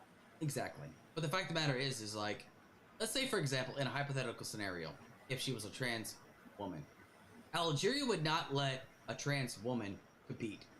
They're very strict about this. They came out. She couldn't. she couldn't even put woman on her fucking passport, so she would have never ended up in the Olympics. It's illegal. She'd be in jail. Is where Algeria would not let this happen, and they came out in staunch support. Her father came out in support of her, said, "Listen, she was born a girl. I raised her to be a girl. I did not want her to go into boxing, but she persisted by collecting scrap metal to afford bus fare to go compete. Like, that's how dedicated she is. And the fact of the matter is that she actually competed against other women and lost multiple times. Yeah. Show. I mean, she had like a 5-2 amateur record coming into the Olympics. Like, exactly. Yeah, or maybe even 5-3. Like, she had more than a couple losses. Like, it wasn't like she was.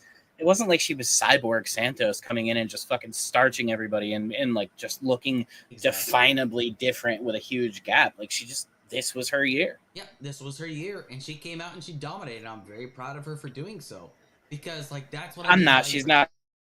Sweet of you. What's that? I'm not proud. She's not American, but that's sweet of you. Good for her and all that. Good for her and all that, but it's just like people made this controversy, and I think it all started. Like, people said, I'm not going to watch the Olympics anymore because of the opening ceremony, but then they started watching the Olympics because of Iman Khalif. They're like losing their shit over this. I mean, the opening ceremony, I was like, it's a fucking much ado about nothing, but people are choosing to make something out of nothing, essentially. But I actually knew the historical significance, and I knew about the mythical significance behind it. But people want to make it about something because they choose to be offended by this. I watch the Olympics because I want to see the very best of our athletes go out there and compete. I mean, for Christ's sake, the woman that I think won the gold in the long jump, her fucking husband is a guy that has like has titanium legs and shit. I love their story, honestly, because I hope she has a bulletproof bathroom door. The last time I saw a guy with metal legs close to an Olympian. Oh, you're talking about Oscar Pistorius from South Africa. I sure am. Yes, you are. Yeah, but I love their story because, like, he supported her thick and thin, and the fact that she went out there and she fucking dominated, I love it. I love the fact that our gymnastics team went out and dominated, like Simone Biles. I'm a huge fan of Simone Biles. I love the fact that our men's basketball team went out. I wouldn't say dominated. Nobody dominated quite like the 1992 Olympics team. Like, those guys, like, that wasn't even fair, for crying out loud. Like, it was like blowout after blowout after blowout. But I'm glad the fact that they won, essentially.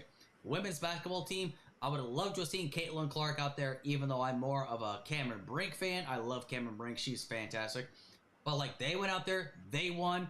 I mean, it's like, I love seeing our Americans just go out there and just fucking crush the competition. Like, it wasn't even close as far as medal count. I will say that if there is a difference between looking at like the super team from '92 and this team, is that this team seemed to do it with like an air of nonchalance that I don't think I've ever seen before. Yeah. And a lot of that is just Steph. A lot of that is just Steph draining threes with two guys' hands in his face and not giving a fuck. A lot of it is him pulling up from the waist at 30 feet out, and just the things he does add like an air of confidence and like, the game might have only been within 10, but it was never actually close type of shit. And, you take into account that Steph drained 4 threes in the last 2 minutes of the gold medal game, and they only won by 10. I mean, Steph, he just literally was like, all right, I have to seal the game now. It was almost like, the I'll do it myself meme, right? Yeah. It was kind of like that. Yeah. As far as Simone Biles goes, I mean, she's probably going to be, at least from what we can see, the greatest Olympian of our generation. She'll be the female gymnastics Michael Phelps that we have for the next 2 or 3 more Olympics, and then we'll be counting her medals. I saw a comedian, he was a dwarf the other day, and he was like, I just want you guys to know, like, Simone Biles is so amazing. I'm claiming her for us. She's a dwarf. And the crowd's like, they start laughing. He's like, oh, you think I'm fucking joking? Yeah. He's like, you think I'm fucking joking? You're standing there. You're like, yeah.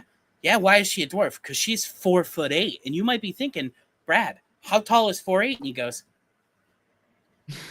This is how tall 4'8" is. Yep. And so he's talking about how he's 4'8", and he's like, think about it. She's a little person who collects gold. She's a mythical creature. She's a dwarf. It's amazing. It's amazing. Yeah, I love Brad Williams. That guy, he has got some great delivery. Like one of my favorite things to talk about, like if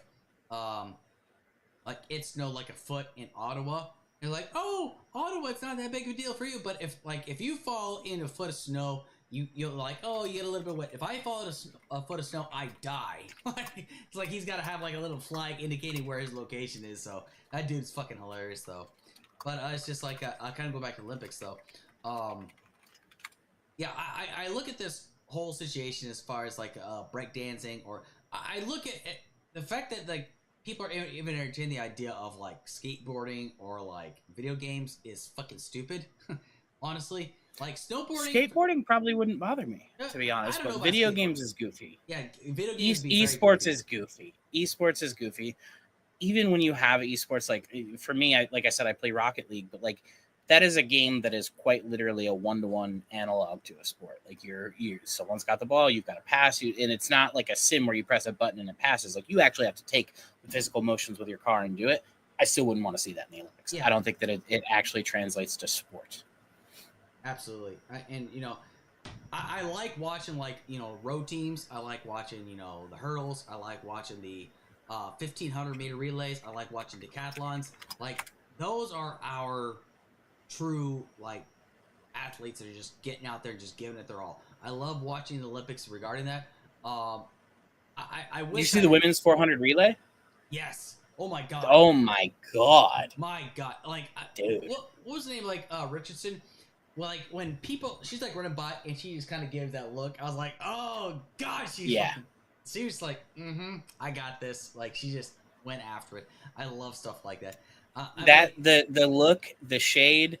There were just so many cool like this Olympics really was like probably the coolest Olympics, but it also seems to be the most meme-worthy Olympics, which may just be a sign of kind of where we're at culturally. Like a French pole vaulter lost because his dick hit the bar. Like, are you kidding me? Are you kidding me? That's amazing. Yeah. I feel like they should have been like, all right, calm down, third leg. You get another try, but can you tuck that thing? Can you tuck that thing there, Chiefy? just put some tape on that shit or something, I mean, yeah. But it just, I was so glad to see, like, for some reason the Olympics seem to bring everybody together, and you would like to think that we can kind of all forget, but all the troubles going on in the world, but happened so much this year, like Ukraine, Russia, Israel, Palestine kind of deal, but like. At the same time, I feel like some of the other unnecessary things, like Iman Khalif, I feel like she drew a lot of attention from that. The issue of the breakdancer really drew a lot of attention to that, so we got to give her credit for that because like people have made memes out of this. But like the Olympic opening ceremony really drew a lot of attention. But like I love, I'm not much of an athlete. Let's put it this way. Like when I what's it called? I remember one time. The only time I ever got first in a race in track was because I was the only person fucking running. True story. Because I'm not much of an athlete. Let's put it this way. But I love watching sports in general because I love watching the competition, especially during the Olympics. Because I love watching people that are not. They are professional athletes, but they're getting paid peanuts compared to like basketball players, baseball players. Like these people are getting paid like peanuts compared to that shit.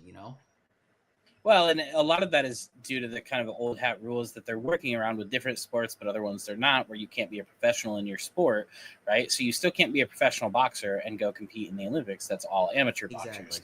But now they allow professional basketball teams and professional basketball players, which, kind of became necessary when you just had the U.S. super team just crushing everyone. Yeah. But at the same time, like, I don't know, it feels like it muddies the waters a little bit. Like, when some of the Olympic athletes are literally sustaining on like a Nature Valley granola bar and a Gatorade that day, like unironically, and other ones have like their chef prepared meals that are perfectly balanced because they're fucking multimillionaires, I feel like there's a bit of a weird discrepancy there. But also like, I don't know, that's me applying a very American lens to it, right? So like, how do I register that same complaint for like the fucking Afghani Olympic team? You know what I mean? Like, oh yeah, get up some fucking chefs with meals. Yeah. Probably doesn't bear out. Exactly. No. So.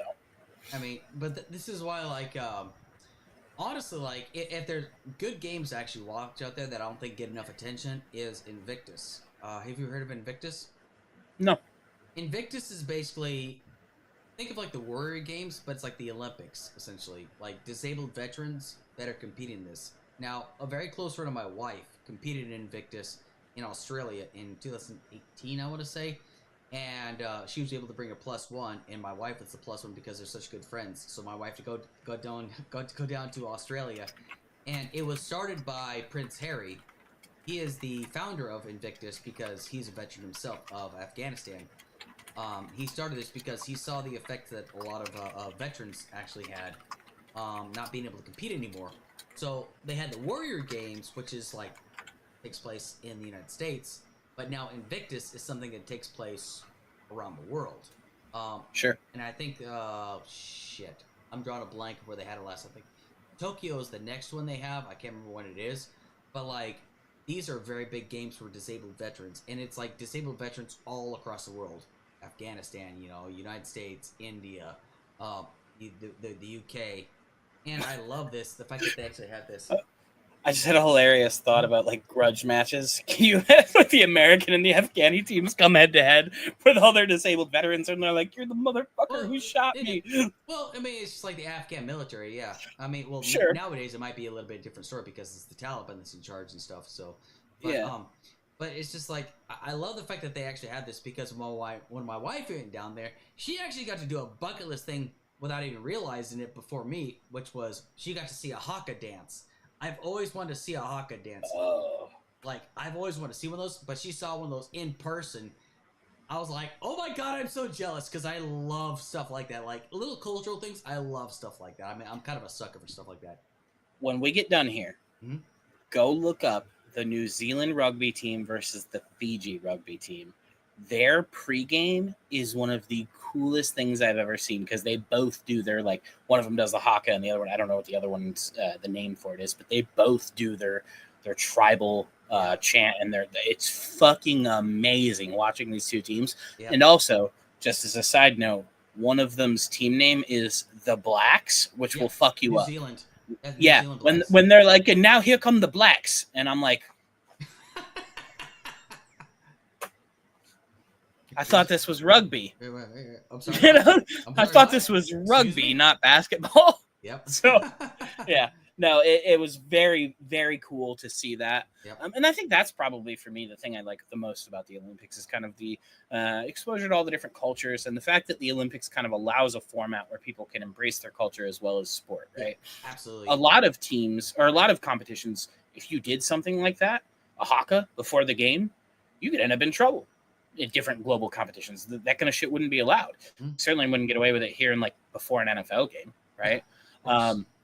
So I really liked that the Olympics bring together both sport and culture. I've always really liked that, and I'm a huge sports fan. I was a 3-sport athlete growing up. Now I'm just fat, but yeah, I love the Olympics. It's a good time every time. Yeah, well, like in rugby, like you'll see like New Zealand take on like Ireland, and they always do the haka. That's one of the reasons, like, when I first learned about it was, like, watching them do that. And, like, I think the thing I like about it the most is the fact that, you've got Maori players and, like, players that are, like, white New Zealanders competing together, but they're all a part of those white dudes are in it. Yeah. They are just as much in it as anybody else. Like, there's a video on YouTube of a haka wedding where the groom is a white guy and the bride is Maori. But it's just because, like, they're all a part of it. They're all united together. I love stuff like that. And he and his groomsmen, like, it was so clear that, like, this is not their culture, but they took it so fucking seriously. She's crying the entire time. Exactly. I've seen the video. It's amazing. I love it. It's amazing. I love it because, like, it's respectful. It's not like this whole cultural appropriation. It's respecting the culture and their tradition behind it. And that's the thing I like. And there's, like, even, like, if you type in some videos, you'll see the translation of what they're saying in traditional Maori, which I love the fact that takes place. And, it's things like that I wish people didn't react so negatively towards it and actually took the time to understand why something like this is taking place. Because there is a reason. And like, for example, anytime I hear people say, oh, I see a white girl wearing a kimono. Okay, why is she wearing the kimono? Instead of you fucking flipping the fuck out like a Karen, why is she wearing the kimono? Oh, it's because she's married to a man that happens to be Japanese. She's a part of the culture. Maybe you should take the time to learn about shit like this instead of flip the fuck out all the goddamn time, Yeah, no, I think that it's it's always interesting. I feel like anytime anybody sees a white person doing anything that isn't like white people behavior, it's got to be cultural appropriation. And I don't necessarily think that's true. I think to me, like cultural appropriation has to do with like exploitative behaviors within like using those things, right? So I definitely think there are some white rappers that I would say are definitely exploiting the culture and exploiting rap specifically for financial gain and things like that. Um, what the fuck? Why does my gain keep going down? Um, Sorry about that. I don't know if I cut out on your end. Apparently, I No, didn't you're on my fine. end. So yeah, I think that there are definitely some people that engage in what I would consider definitely cultural appropriation, but I think Sure. by and large, most claims I see of it are kind of goofy. Yeah. It's just some people are being overreactionary, like the concept of like dreadlocks, saying, "Oh, it's specific to one culture." It's like, no, it's not. I mean, for fuck's sake, the Vikings had dreadlocks back in the day. I mean, it's not Yeah, specific to any one culture. I couldn't have dreadlocks because my hair would look like shit for regarding this, but there are some people that pull it off very well. I'm not one of those people. Let's put it that way. But my it's hair just is way too thin for that shit. exactly. But just kind of come back to this. Like that's the beautiful thing about the Olympics is like some people are more adult about this and they don't make a big deal about this because they know there's something more to it to that. And I don't know. I just think some people become far too reactionary instead of just taking the time to actually take it. And it also applies to those that are freaking out about the opening ceremony. It's about Dionysus. It's not about the Last Supper. Dionysus is the god of alcohol and fucking dinners and feasts and celebrations. That's what the big blue guy was in representation of. But people are like, no, it was about Jesus Christ. It's like, Jesus Christ, it's not about you all the time, okay? Stop thinking this is a big mockery. And even though, yes, they did apologize about this, they said this was not our intent. Our intent was not to, make anybody feel bad. I mean, yes, they included drag queens. Who fucking cares? Drag queens are there for entertainment. I find drag queens very entertaining. It was very French. Relax. Exactly. We weren't mad when the Japanese opening ceremony was very Japanese. We aren't mad when our American one is fucking rah rah hot dogs, Exactly. apple pie, and patriotism. Exactly. Quit being mad that it was performative, artsy, gender bendy bullshit. Exactly. It was as French as it gets. I mean, both sides are just as guilty of being overreactionary at times, which is like why I feel like I have to hey, just chill the fuck out, okay? Not the end of the world. Not what you think it is, but Yeah. okay. I feel like we've covered a lot of topics. I think we'll go ahead and just wrap this thing up. For sure, man. Thanks for Paralakz. having me. Oh, dude, I enjoy conversations like this. It doesn't like, and if people think this is not very sexy, that's fine. I feel like we can have good conversations like this because it's not like typical stuff. I think it's good to have conversations. Even if we don't necessarily agree on topics, it's good to have discussions like this. Honestly.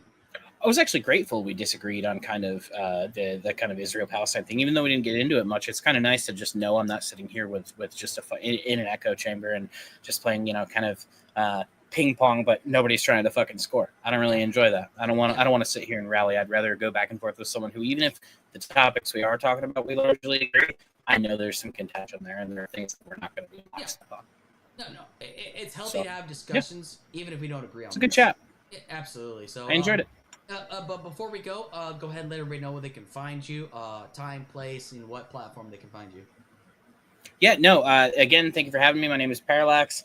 I am on twitch.tv/Paralakz, twitter.com, x.com/Paralakz, and usually trolling Wix Discord. Kind of the three places you can find me the easiest. I'm live usually around this time, at least a few nights a week. Schedule's kind of up in the air. Had some changes recently that I'm kind of adapting to. Probably going to see me 4 to 5 days a week, every other week, and then 2 to 3 on the alternating week here coming up pretty soon. So if you enjoyed the conversation, please drop me a follow. Come on in, say hi, make yourself welcome, and get ready to have a good time because after we're done here, we're going to probably watch that haka that we talked about because that shit's awesome, and smoke a joint. So come on over. Absolutely. And if people are not familiar with Paralakz, I actually have his link in to his Twitch channel on the description. So feel free to go over and give him a like and a share. And if you're interested in seeing some more of my content, feel free to hit like and share to my channel as well. Just type in the Alex Kirsch Project on Twitch or YouTube, and you'll find me. So, yeah, Paralakz, once again, thank you so much. And I'm glad we had this great conversation. And I look forward to being on like future panels with you in the future as well, too. Yeah, it was a pleasure. We did have the panel together, and it was a good conversation. I greatly appreciate it. So nice to meet you, man. Absolutely. So anyway, folks, thank you so much for everybody that's been tuning in, whether it's on my channel or on Paralax's channel. Be sure to tune in next week. I'll have another guest. I haven't determined that next guest yet. On the next episode of Current Events on Tap, once again, I bring on 1 or 2 guests. We talk about current events. I pick 2 topics. They pick 2 topics. And we also talk about our beer of choice. So anyway, everybody, enjoy the rest of your Saturday evening and enjoy the rest of your weekend. Y'all take care now. All right, Alex. Thanks for having me, man. Thanks, sir.